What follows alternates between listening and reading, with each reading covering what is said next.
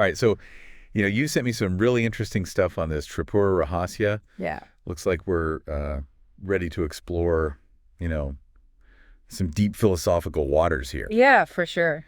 And this is cool because, like, this isn't just some random text. This is something that is highly revered. And even Ramana Maharshi, recommended this. Yes. And he's kind of a big deal. Huge, huge. So what are we hoping to find in this deep dive? Well, what's so fascinating about the Tripura Rahasya is that it's not like your typical dry philosophical text. Okay. It's a Sanskrit text on Advaita Vedanta, which is the philosophy of non-duality, but it uses these captivating stories and analogies I love that. to guide us towards understanding some pretty complex concepts, the nature of the self, the reality that we perceive, and even the path to liberation. So we're going to be unpacking some profound ideas. We are. But through the lens of storytelling. That's right. Which I think makes it way more approachable and engaging. So That's for sure. I'm into it. Yeah, me too.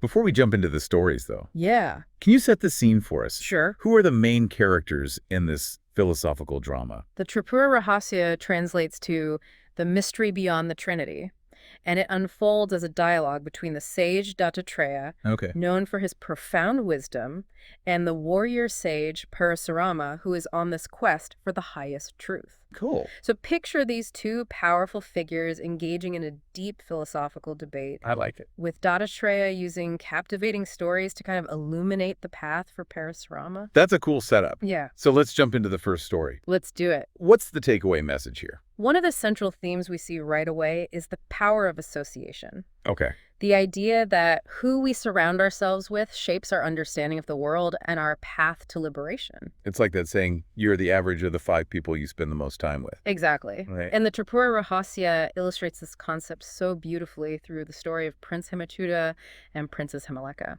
Ooh, a prince and a princess. Yeah. Okay, I'm picturing a grand romance. Okay. Is this where this is going? So Himmachuda is smitten with Himaleka. Okay. But she's not your typical princess looking for a fairy tale ending. Okay. She's on a deeper quest for lasting happiness, something beyond the, fleeting romance. So there's already a conflict brewing, a clash between worldly desire and the search for something more profound. Absolutely. Okay, I'm intrigued. What happens next? So Himaleka doesn't shy away from expressing her perspective. Right. She argues that sensual pleasure, while tempting, is ultimately fleeting and unsatisfying. Okay. True lasting joy, she believes, resides in understanding the self, a concept central to Advaita Vedanta. So she's kind of echoing the teaching of Ramana Maharshi. Yes, very much so. Emphasizing the importance of self-realization. Yes. Cool. And to further emphasize this point about the influence of our environment, there's a fascinating story about a city called Visala, also known as the City of Wisdom. A city named after wisdom. Yes. Okay, I'm all ears. All right, so in Visala, even the parrots in cages are spouting wisdom about self-realization. They've absorbed the teachings just by being in that environment. That's amazing. It highlights how our surroundings, the ideas and conversations we're exposed to, can profoundly shape our understanding of the world and can even lead us toward liberation. You know that Parrot City story? It really struck me. Yeah. It makes you think about the company you keep and the ideas that you allow into your own mind. It does. If we're surrounded by negativity and kind of shallow pursuits, Absolutely. it's easy to get sucked into that mindset. Yeah. But if we're consciously choosing to be around wisdom and positivity, it can uplift our own understanding. Yes. And even spark our own journey towards self-discovery. Exactly. It's like we're always absorbing something from our surroundings, whether we're conscious of it or not. That's right. And so it's like being more discerning about what you're taking in. Yeah, you bring up a great point. And the Tripura Rahasya emphasizes the power of conscious choice in shaping our reality. Okay. And Himaleka isn't just relying on the city's atmosphere to make her point. Okay. She uses a really clever analogy to drive home this idea that chasing fleeting happiness can actually lead to suffering. Ooh, an analogy. Yeah. I love analogies. Right. Lay it on me. She compares chasing fleeting happiness to a man mistaking a poisonous nux vomica fruit for a delicious orange. Oh, yikes. Yeah. I'm guessing that doesn't end well for the man. Not so much. But what does that actually mean? So the man attracted by the fruit's appearance consumes it without knowing its true nature. Okay. Similarly, we often chase after things that appear pleasurable or promising. Right. But without understanding their true essence or their potential for harm. So she's highlighting the importance of wisdom and discernment Exactly. in our pursuit of happiness. Exactly. She urges us to kind of look beyond surface appearances and understand the true nature of things. So it's not about denying ourselves pleasure. It's about being more conscious of what we're actually pursuing and understanding the potential consequences. That's right. That makes a lot of sense. Yeah. I'm starting to see why this text is so highly regarded. Yeah. It's not just some abstract philosophy. No. It's like practical wisdom for navigating life. Absolutely.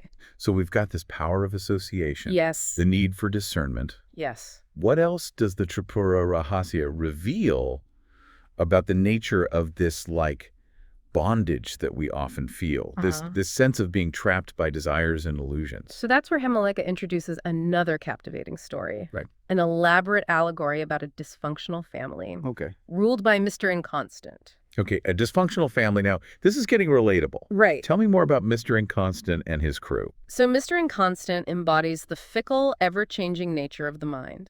Okay. And he's married to two equally troublesome wives. Okay.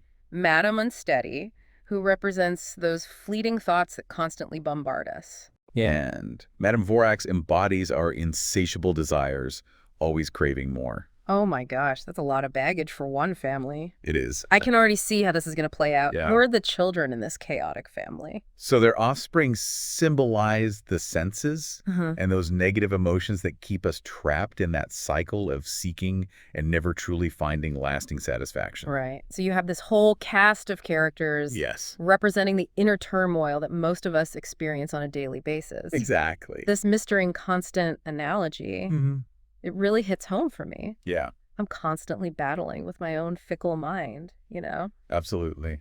Getting distracted by fleeting thoughts and desires. Yeah. It's like I have my own internal version of Madame Unsteady and Madame Vorax, you know, constantly vying for my attention. Yeah. It's exhausting sometimes. It is. So according to the Tripura Rahasya, what's the way out of this mess? It's a great question, and one that the Tripura Rahasya addresses head on. So it's not about suppressing desires or trying to like force our minds to be quiet. Right. It's about cultivating discrimination and dispassion. Okay, discrimination and dispassion. Yes. Break it down for me. What do they actually mean?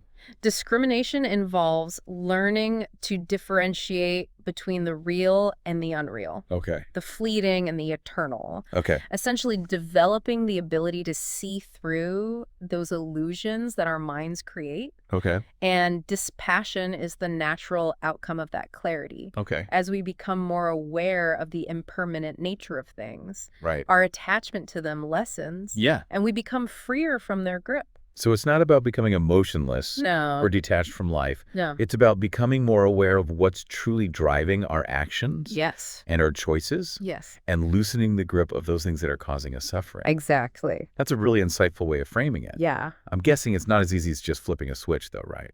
Well, you're right. It's not a simple fix. And the text actually delves into a debate about the role of faith and effort in achieving liberation. Oh, interesting. With Hemachyuta actually challenging Himalaika on the necessity of faith.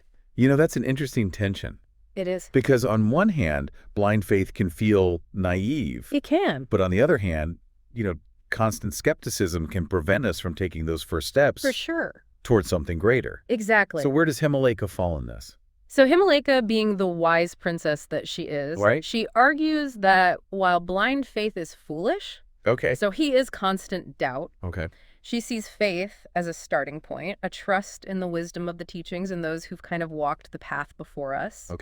It's from that starting point that our efforts can gain momentum and lead to genuine progress. It's an interesting perspective on faith. Yeah. It's not about blindly accepting everything you hear. Right. It's about having the willingness to trust in something beyond your current understanding and putting in the effort to explore those teachings more deeply.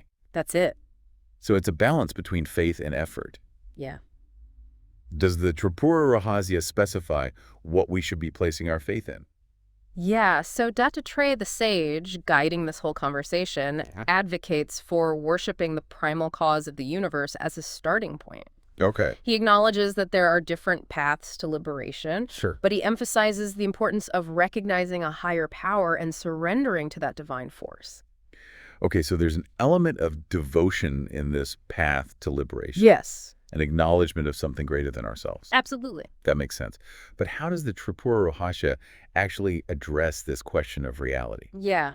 We've been talking about illusion, impermanence. Yes. How does it all fit together? That's where the story of King Mahasena comes in. Ooh, another intriguing character enters the scene. Yeah. What's King Mahasena's role in this philosophical drama? So he embarks on a quest to recover a sacrificial horse, which leads him to a hidden city. Oh, wow. Within a hill. Sounds like something out of Indiana Jones. Right? A hidden city. It does. Okay, I'm definitely hooked. So while he's inside the hill, Yeah. King Mahasena experiences what feels like 100 years passing. Okay. When he finally emerges, Yeah. he returns to a world that's completely transformed. Wow. Everyone he knew is gone. Everything he thought was permanent has changed. Wow. It's a powerful illustration of the impermanence of everything we perceive as real. 100 years just vanishes like a dream. It does. It makes you question the nature of time and the reality that we experience. Absolutely. It's like waking up from a vivid dream. Yes. And realizing that everything you thought was real was just a construct of your own mind. That's right. Does the Tripura Rahasya delve into that? Does. That connection between waking reality and the dream state? Absolutely. Mahasena's experience sets the stage for a deeper exploration of perception and the nature of reality. The text draws parallels between our waking state and the dream state, Okay. questioning how we determine what's real and what's not. Wow. It prompts us to look beyond our surface-level perceptions and consider the possibility that what we perceive as solid and unchanging might be more fluid and dreamlike than we realize. Okay, this is all so fascinating. Yeah. I love how the Tripura Rahasya uses these captivating stories to explore such profound philosophical concepts. Absolutely. It makes them so much more accessible and relatable. Yes. I'm definitely feeling inspired to dive deeper into this text and see what other insights it has to offer. Me too. I'm also a little nervous about what other mind-bending twists and turns await us. Oh, don't worry. It's a wild ride. Okay. But a rewarding one. Okay. And remember, we're in this together. I like that. We'll navigate these philosophical waters together and see what treasures we uncover. All right. I love it. All right. Let's keep going. Let's do it. So, we've been talking about this illusion and this impermanence, this idea that reality might be more dreamlike than we realize. Right. It's a lot to take in, I know, but where does this all lead? Right. What does it actually mean to live a liberated life? That's the million-dollar question, right? It is. It's all well and good to talk about, non-duality and the self and all that. But how does that knowledge translate into, actually living a more fulfilling and meaningful life? Right. Does it make you immune to all of life's challenges, or? It's not like you suddenly develop superpowers or, become completely detached from the world or anything like that. It's a process. It's a gradual unfolding. Okay. But the Tripura Rahasya does offer some really valuable insights into how this understanding can shift our perspective and ultimately lead to greater freedom and happiness. Okay, I'm ready for some practical wisdom. Okay. Give me the Tripura Rahasya's take on how to, actually live this liberated life. So remember King Mahasena and his mind-blowing trip through time inside that hill? How could I forget? Right. 100 years gone in a flash. Yeah. It's a powerful reminder that everything we think is permanent and solid is actually constantly changing. Yes, and that story wasn't just about questioning the nature of reality. It was also setting the stage for a discussion about the different levels of liberation. Okay. The different ways that this understanding of the self can manifest in a person's life. So there are different degrees of liberation. There are. It's not just an on-off switch. It's not.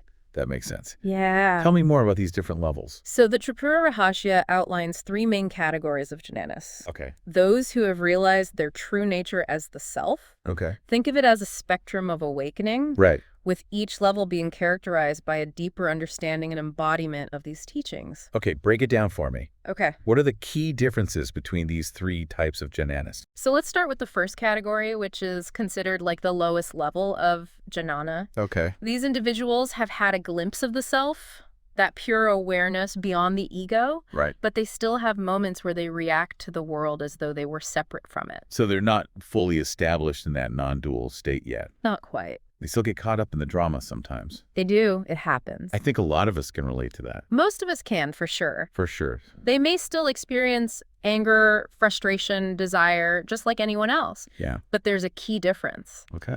They have this underlying awareness that these reactions are just passing waves on the surface of the ocean. Okay. They don't disturb the deep stillness at the core of their being. So it's like they're becoming aware of the space between the observer and the observed. Yes. They're starting to see their thoughts and emotions as these like transient phenomena. Yes. Rather than getting completely swept away by them. That's right. I imagine that shift in perspective can make a huge difference in how you experience those challenging moments. It does, and because of that awareness, their reactions don't have the same power over them. They don't create the same karmic baggage as they would for someone who was completely identified with ego and its fluctuations.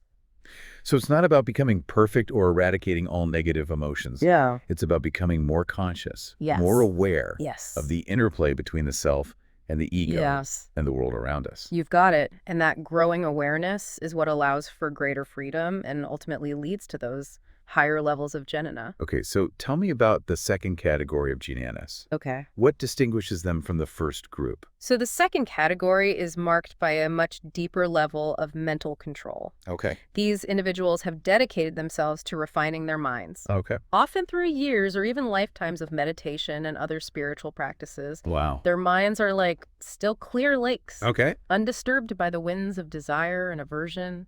That sounds incredibly peaceful. It is. I can definitely see why that would be considered a higher level of liberation. Yeah. It's like they found that elusive inner peace that so many of us are seeking. Yeah, but I'm curious, does that mean they're completely inactive? Right. Do they just sit around meditating all day and like withdraw from the world? It's not about becoming inactive or detaching from life altogether. Okay. They may still engage in actions, Okay. but they do so with a sense of detachment, Oh, yeah. understanding that it's all part of the cosmic play. Okay. It's like they're watching a movie, Right. aware that it's just a story playing out on the screen, but not getting emotionally entangled in the plot. So they're still participating in life, but without getting swept up in the drama. Exactly. That's a really appealing concept, especially in today's world where we're constantly bombarded with information and stimulation. I agree. It's like they found a way to navigate it all with a sense of calm and clarity.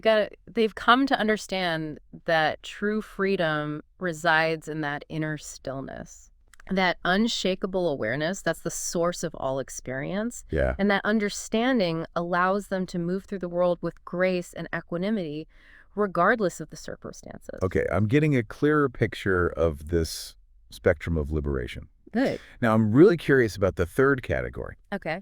the highest level of jnana. All right. What does it look like? So this is where things get truly mind-blowing. Okay. These jnanis have completely transcended the illusion of duality. Wow. They've realized that there's only one reality, the self, Okay. and that everything else is just a manifestation of that pure consciousness. So for them, there's no separation between themselves and the world. That's right. Everything is experienced as an expression of the self. You got it. They see the divine in everything and everyone. Wow. They're like a perfect mirror reflecting everything without distortion, without judgment. Okay. Their actions flow from a place of unity and interconnectedness. That's a beautiful image. It is. The jnani as a perfect mirror, reflecting the divine in all things. Yes. I can only imagine what it would be like to experience the world from that level of awareness. It's pretty remarkable. But I have to admit, it feels a bit beyond my grasp, Okay. like something that's only achievable after lifetimes of dedicated practice. It is a very high level of realization. Right. A culmination of lifetimes of dedicated practice and surrender to the divine. Yeah. But the Tripura Rahasya reminds us that it's a possibility for everyone. Yeah. It's the ultimate goal of human existence. That's inspiring. It is. Even if it feels far off. Mm-hmm. It's nice to know that it's even a possibility. Exactly. It gives me something to aspire to on my own journey. Yes. And, this whole conversation about the different levels of jnana is actually really helpful. It is. It gives us a framework for understanding where we might be on this spectrum. Right. And where we could potentially go. It's Yeah. like a map for the spiritual journey with different landmarks along the way. I like that. Yeah. So it's not just a theoretical framework. Well, it's not. The Tripura Rahasya also provides like practical guidance It does. on how to cultivate the qualities that lead to greater freedom Yes. and ultimately liberation. Okay, let's talk about that. All right. What kind of practices does the text recommend Right. for those of us who are still navigating this path? Exactly. Well, one of the most important practices is the cultivation of dispassion, Right. which we talked about earlier. Yes. It's that gradual lessening of our attachment to things that are ultimately impermanent. Okay. And can't bring us lasting happiness. Right. The poisonous fruit masquerading as a delicious orange. That's it. The analogy makes sense. Yeah. But how do we actually practice dispassion in our daily lives? Yeah. It's not like desires just magically disappear overnight. Well, you're right. It's definitely a process, a gradual shift in perspective. Okay. And it starts with awareness. Okay. Becoming more mindful of what's driving our actions, our thoughts, our emotions. So paying attention to those moments when we get caught up in like wanting something or pushing something away. Exactly. And when we notice those patterns, we can start to question them. Okay. Ask yourself, are these desires truly serving me? Right. Or are they just keeping me trapped in that cycle of seeking and never finding lasting fulfillment? That's such a powerful question to ask ourselves. It is. It can help us see those desires more clearly. Yeah. And hopefully loosen their grip on us a little. A little bit, yeah. What other practices does the Tripura Rahasya emphasize? Along with dispassion, the text also highlights the importance of right association. Yes. The company we keep. Yes. The influences we surround ourselves with. Yes. Remember those parrot philosophers in the City of Wisdom? Right. It's a potent reminder that our environment plays a huge role in shaping our thoughts, our beliefs, even our level of awareness. If we're constantly surrounded by people who are, primarily focused on material possessions and status and fleeting pleasures, it's going to be that much harder to cultivate inner peace and contentment. Absolutely. So it's not about isolating ourselves from the world or judging others. No. It's about being more conscious of the energy we're allowing into our lives. Yes. And choosing to spend time with people who inspire us to grow and evolve. Exactly. Their wisdom, their example, their energy can help us stay focused on what truly matters. Right. And support our own journey of self-discovery. Okay, so we've got dispassion. Yes. Right, association. Yes. What else does the Tripura Rahasya recommend? Another key practice is self-study, also known as svataya. Svataya. Yes. I'm intrigued. It's about taking the time to delve into the teachings, to contemplate the wisdom of the sages, to really let those truths sink in, and see how they apply to our own lives. So it could involve reading scriptures, listening to talks, reflecting on the teachings. Yes. Anything that helps us deepen our understanding. Yes. And integrate these insights into our daily experience. That's right. So it's not just about passively absorbing information. Right. It's about actively engaging with the teachings, making them our own. Okay. And I imagine the Tripura Rahasya itself is like a perfect example of svajaya in action. You got it. It's a text that's meant to be studied, deeply contemplated, wrestled with. Right. It's not just a book you read once and put on a shelf. Right. It's a living source of wisdom. I like that. That can guide us throughout our spiritual journey. That makes so much sense. Yeah. So we have dispassion. Yeah. Right. Association. Yeah. Self-study. Yeah. These all seem to work together. They do. Creating this like supportive foundation for inner growth. Yes. What else does the Tripura Rahasya suggest? Well, all these practices ultimately lead to the most essential practice of all, meditation. Okay, so we're finally getting to the heart of it. We are. I knew we couldn't have a conversation about liberation without talking about meditation. Exactly. How does the Tripura Rahasya approach meditation? Is there a specific technique or style it recommends?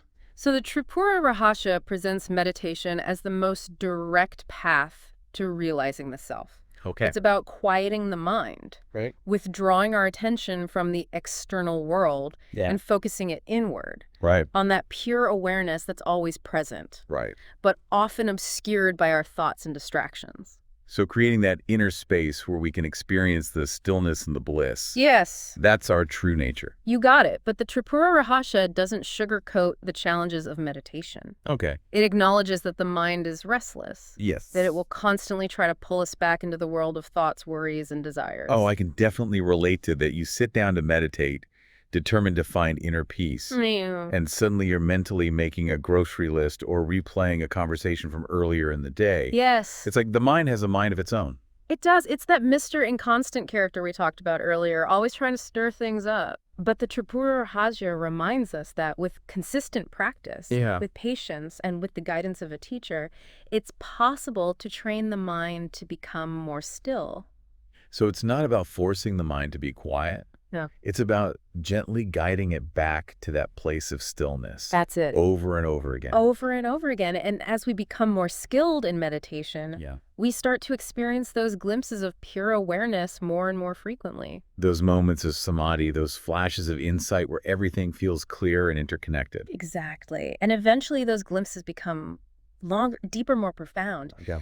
Until we realize that we are that awareness itself, the unchanging ground of all experience. That's a powerful image. It is. So meditation is really the key that unlocks the door to liberation. It is. It's the practice that allows us to experience the truth of what that Tripura Rahasya is pointing us toward. Exactly. And the beauty of meditation is that it's available to everyone. Right. Regardless of background beliefs or level of experience. This is also inspiring. I'm feeling a renewed sense of motivation to actually sit down and meditate. Me too. Not just talk about it. Exactly. But before we move on, I'm curious about one more thing. Okay. What does the Tripura Rahasya say about how we relate to the world? Yeah. Once we've started to realize our true nature, right? Do we just become hermits? Right. Meditating in caves and detaching from all worldly concerns? That's a great question, and one that the text addresses through the concept of lokasangraha. Lokasangraha? Yes. Okay. What is that? Which can be translated as holding the world together. Holding the world together. Yes. That sounds intriguing. Tell me more. So the idea is that as we awaken to our true nature as pure consciousness, we naturally develop a deep sense of compassion for all beings. We realize that we're all interconnected, all expressions of the same divine source. And that understanding motivates us to act in ways that benefit others, to contribute to the well-being of the world in whatever way we can. So it's not about withdrawing from the world. No. It's about engaging with it. Yes. In a more conscious and compassionate way. Exactly. It's about bringing that inner peace and awareness into our interactions with others. Yes. Into our actions in the world. Exactly. And this can manifest in so many different forms. Right. It could be through our work, our relationships, our creative endeavors. Even simple acts of kindness and generosity. Every action can become an expression of lokasangraha. A way of contributing to the healing and evolution of the world. That's a really beautiful concept. It is. It's like the more we awaken to our true nature, the more we naturally want to share that light with others. And contribute to a more compassionate and harmonious world. That's right. It's not about escaping the world. It's about transforming it from the inside out. Beautifully said. Thank you. And the Tripura Rahasya suggests that as more and more individuals awaken to their true nature, the world itself will begin to transform. It will. It will become a place of greater peace, harmony, and understanding. Now, that's a vision worth striving for. It is. And it all starts with our own individual journeys. Exactly. Of self-discovery and awakening. You're absolutely right. And I think that's what makes the Tripura Rahasya such a powerful and timeless text. It's not just a theoretical treatise on non-duality. It's a guidebook for living a more awakened and fulfilling life, both for ourselves and for the world around us. I completely agree. It's been an incredible journey so far. It has. Exploring the wisdom of this ancient text. I'm feeling a deep sense of gratitude for the insights it offers. And for the way that it invites us to see the world and ourselves with new eyes. It's been a pleasure exploring these teachings with you. Absolutely. And for everyone listening, I encourage you to dive into the Tripura Rahasya yourself. And explore this fascinating world of Advaita Vedanta. It's a path that can lead to profound freedom fulfillment and a deeper understanding of yourself and the world around you. Thank you for joining us for this deep dive into the Tripura Rahasya. May these teachings inspire you on your own journey of self-discovery and awakening. We've covered a lot of ground in this deep dive. We have. From the power of association to the different levels of liberation. And the practices that can lead us towards greater freedom. But there's this one idea that keeps popping up. That I'd love to explore a bit more. And that's the idea that the world is a reflection of our own consciousness. It's like that saying, as within, so without. You've hit on like a central theme in the Tripura Rahasya. It goes even deeper than just as within, so without. The text suggests that reality itself is like a mirror, reflecting back to us the contents of our own minds. I have to admit, that's a bit mind-boggling. It is. How does that actually work? How can our minds shape the reality we experience? So think back to the analogy of a dream. In a dream, the world you experience is completely created by your own thoughts and feelings. Your subconscious mind is directing the entire show. Yeah, I've definitely had those vivid dreams where it feels like I'm creating entire worlds just with my imagination. Exactly. It's pretty amazing when you think about it. It is. But how does that relate to our waking experience? So the Tripura Rahasya suggests that the waking world is similar Okay. in that it's shaped by our perceptions, our beliefs, our karmic tendencies. Okay. All those things that we carry around in our mind. Right. It's not to say that there's no objective reality, Right. but our experience of that reality is filtered through the lens of our own consciousness.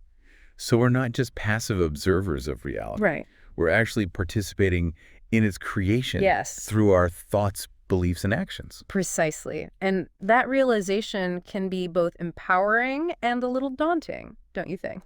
It is. It's exciting to think that we have more agency than we might realize. Yes. That we're not just victims of circumstance. Right. But it also means that we have a greater responsibility for our experience than we might have previously acknowledged. That's a key takeaway from the Tripura Rahasya. Okay. If we want to experience a more beautiful world, we need to cultivate beauty within ourselves. Okay. If we long for peace and harmony, Yeah. we need to cultivate those qualities within our own minds. Right. The outer world reflects the inner world. That's a powerful message. Yeah. It takes the focus off trying to change the world out there Yeah. and places it squarely on our own inner transformation. Exactly. It reminds me of Gandhi's famous quote, "Be the change you wish to see in the world." Exactly. The Tripura Rahasya offers a wealth of practices and insights to guide us on that journey of inner transformation. Yeah, we've been talking about them. We have. Dispassion, right, association, self-study, meditation. These are all tools for refining our minds and aligning ourselves with our true nature. Yeah, is there anything else that the Tripura Rahasya emphasizes on this path of inner transformation?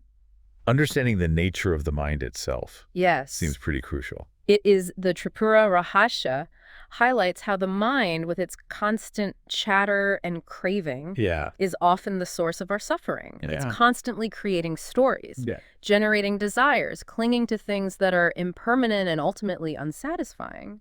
It's like that image of the monkey mind.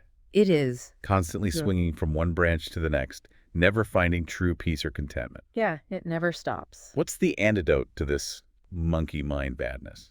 The Tripura Rahasya, like many wisdom traditions, points to meditation as the key. Okay. It's the practice that allows us to step back from the mind's constant chatter and experience the stillness and clarity that are our true nature. So it's about creating a space between ourselves and our thoughts. Yeah. So we're not constantly identifying with them. Yes. And getting swept away by their drama. Exactly. And as we cultivate this ability to observe our thoughts without judgment, without getting entangled, we start to realize that we are not the mind. We are the awareness that's witnessing the mind.